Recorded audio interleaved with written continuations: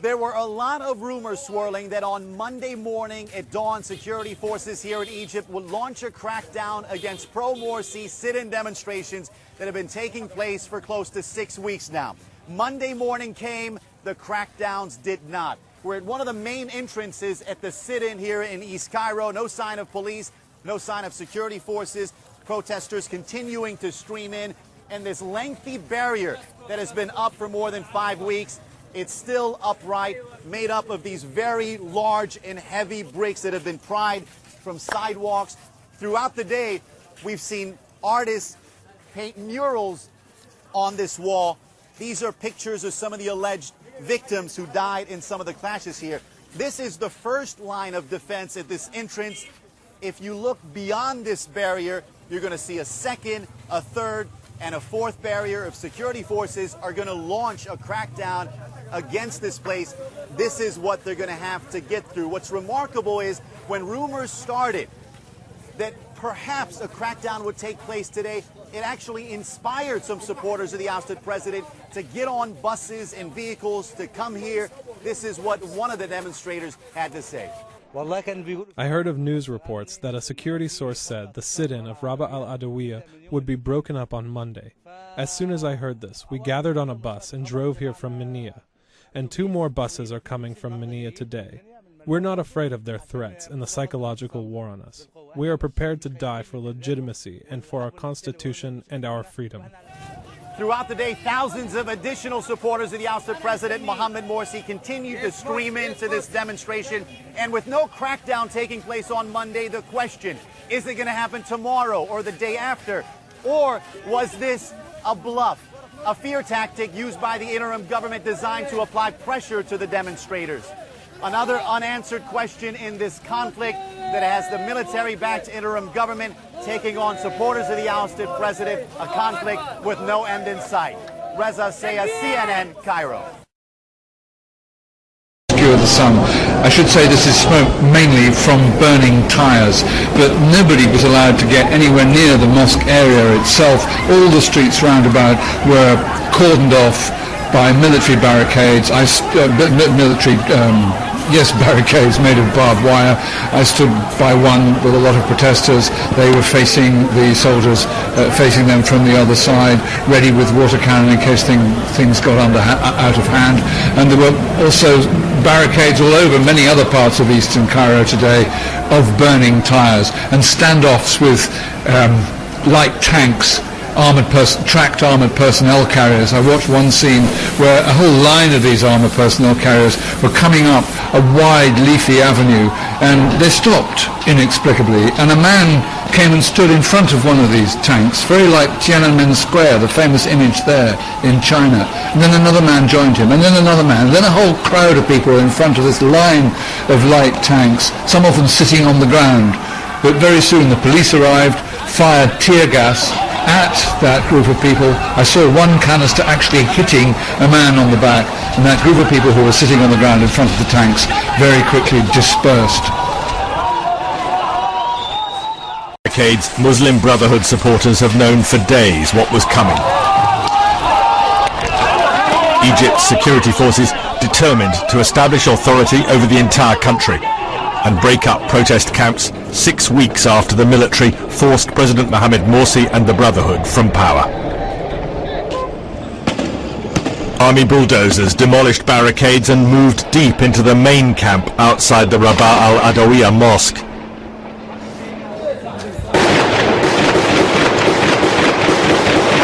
The sounds of gunfire have been frequent, sometimes prolonged. In a deeply polarized Egypt, there's huge disagreement over weapons used and casualties. Although many wounded covered in blood have been seen on the streets. This blood. A man was standing next to me. In a second he was hit in the chest and died. He died in a second. What have we done? The government says it's tried to rely on tear gas and to minimize bloodshed. The protesters say they've seen snipers firing live rounds. Some protesters have been displaying what they regard as proof and talking of a massacre of hundreds killed. They accuse the military, backed by Washington, of deliberate murder.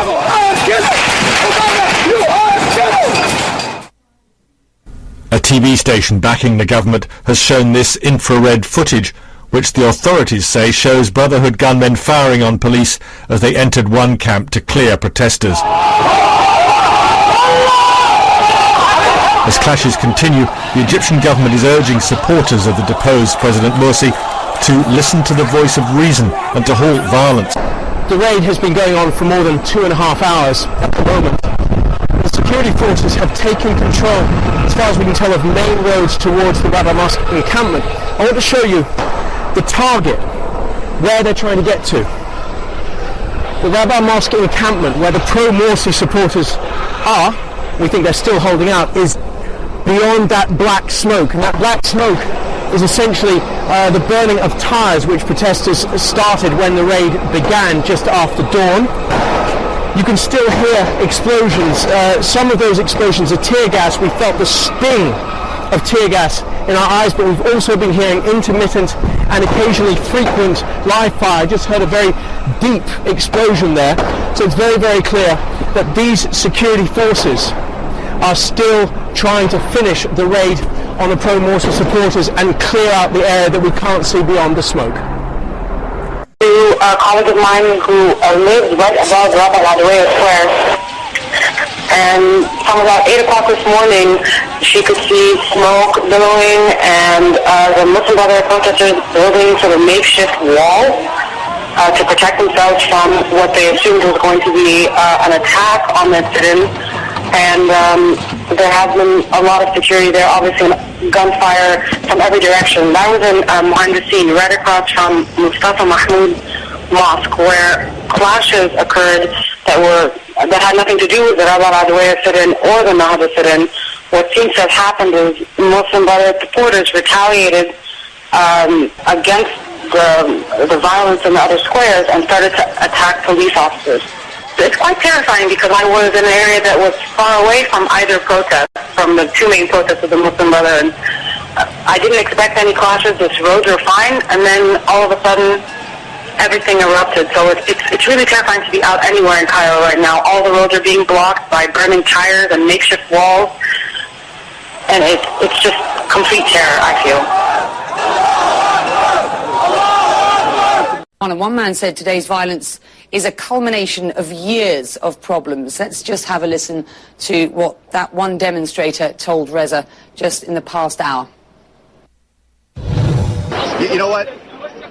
Just if we have weapons, where is the weapons? You know, just as you were asking that question. If we can do something with gun or with shot, where is it? Let me ask you. We die without anything. Yeah, here's a man who's saying... And the Liberation Square is closed for 2 years. Okay. There is nobody trying to... Can I ask you a quick question? Were you here when this started this morning? Yes, of course. Okay. Yes. Can you tell me what happened? Yeah. Just they start to do all these, you can see, these bombs and this smell, and without any start from us. We didn't do anything, just finished praying, and we was sitting, smiling and say, impossible, our army will never do it, because we know that if we try to do it, it will be thousands of people will die, and 10,000. Did you see weapons being fired? Did you see people fired? I mean, 1 second, never, I'll talk to you. I swear, sir. No. Police. Did you see police? Of course. He started to make this bomb. Okay. He started to make it and start to say these words. And after this, you can say this such and all people in this plant. And you saw people being shot? I want to ask you something. Did you see any weapons here? I'm asking you. Did you see any weapons here? Please tell the world. There is no even weapons except this. I want to tell you the world. Egypt will become a bomb. There is no stability in this area, and all these people will become a bombs. We will become a bombs for Israel and for the police, and we will destroy everything in Egypt. Egypt could hardly be more polarised. On one side, armed forces determined to enforce their particular vision of democracy. On the other, resolute supporters of a more Islamic Egypt than the military is willing to allow. The scale of casualties among protesters dismayed governments around the world. The White House condemned it, and Washington is warning of grave risks. But a political solution in Egypt is difficult to see. The security forces went in hard because the army chief, General Abdel Fattah al-Sisi, wants little or no space left for the Muslim Brotherhood after bringing down its leader, the elected president, who tried to clip the general's wings. The Muslim Brotherhood say their democratic election victory was stolen when Mohamed Morsi was deposed last month. But many Egyptians think Mr. Morsi's performance lost him vital support. Moves to entrench Islamic rule divided a country which largely united against the Mubarak regime.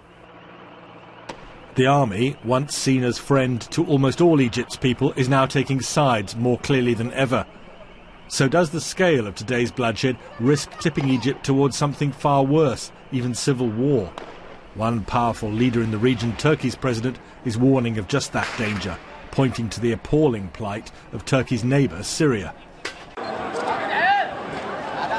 And as violence in Egypt spreads, this was Alexandria, Egypt's Vice President Mohamed El-Baradei has resigned, a serious blow to the interim government. What happens in Egypt matters far beyond the country's borders. Months, possibly years, of dangerous instability in Egypt and the wider region could be the outcome. James Robbins, BBC News. Holding its breath, I'd say, rather than calm. The funerals are due sometime afternoon, either after the noon prayer or a little bit after that, and the plan for the Muslim Brotherhood is to stage demonstrations from the funerals. So I think feelings will be quite elevated, and I think the chances of more trouble certainly exist. Jeremy, have we got a clear figure, or a clearer figure, for the casualties yesterday? No, not really. You were reporting the official ministry figure, and the Muslim Brotherhood figure is 10 times that. So it's hard to say, but certainly in terms of reporters going around various improvised mortuaries, I think that we can say that it was certainly in the hundreds. And whatever the precise casualty details, the fact is that the actions of the military show that they have effectively given up the idea of a political process, if they ever had that idea. When they ousted President Morsi, they said that they would work very hard to re-establish democratic institutions as soon as possible. But now there's at least a month of this emergency law. Now, in the Mubarak years, Egypt was governed for 3 decades under an emergency law. So the fear now is not so much about democracy, but that the security state might well be returning, the state that was overthrown in January, February 2011. So how will history judge what happened yesterday? Is that the moment a civil war began? It's too early to say that. A civil conflict exists, definitely. Whether it escalates into a civil war is another matter. It may be that violence might be more episodic than that, but I think that what's absolutely certain is that the two sides in Egypt here are still bent on a path of confrontation. There is no middle ground available for anybody who wants to try and get them together right now. What they really need to try to do is for all Egyptians to come together to try to build some national consensus about the kind of country that they want, and that probably should happen before they try to have another election. But at the moment, with people being killed on the streets and demonstrations and tension, that really is a long way off. Is there a role for the international community to play, or are they effectively unable to get involved with this? Well, in the end, I think a solution will come from Egyptians talking to Egyptians, and there's been a European delegation here, the Americans have been here, and they're trying to use the influence that they have. And in the case of the Americans, it's really quite considerable, potentially, and that is they give $1.3 billion of aid, most of it military, to Egypt every year. So they effectively bankroll the army. They have close relations, therefore, with the Egyptian army. This has been going on for 30 years, this level of aid. And so, as a result of that, they could threaten perhaps to turn off the tap. The Americans were very condemnatory of the violence and saying it wasn't going to help in the statement of the Secretary of State yesterday. But the Americans have not called this a military coup, and there's a reason for that, because under American law, they would then have to stop that $1.3 billion in aid, and the Americans have said they are not using that formulation because it is not in the national interest of the US. In other words, up to now they're saying better to keep funding the army than to use that particular lever.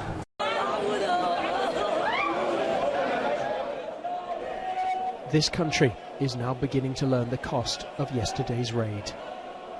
These are the bodies of Morsi supporters laid in a mosque. Their families are with them. I have lost my brother, but I swear to God that I am happy that he has become a martyr. The minute he left home with the Quran in his hand, I knew he could become a martyr. Protesters say that this is evidence that what happened here was a massacre. This is what's left of the Rabaa Mosque encampment. For 6 weeks, this was a refuge and a stronghold for supporters of the deposed President Mohamed Morsi. But the security forces have taken it back for the state. I pray to God Almighty to stop the bloodshed. We don't want anything more than what we have seen here. We want Egypt to live in security and stability. This is where protesters used to sleep. Workers are now getting rid of all signs of the 6-week occupation. Official figures show that yesterday's raids was one of the most violent days in Egypt's recent history. The government insists that the police and the military acted with restraint. It's called the loss of life regrettable, but it hasn't apologised.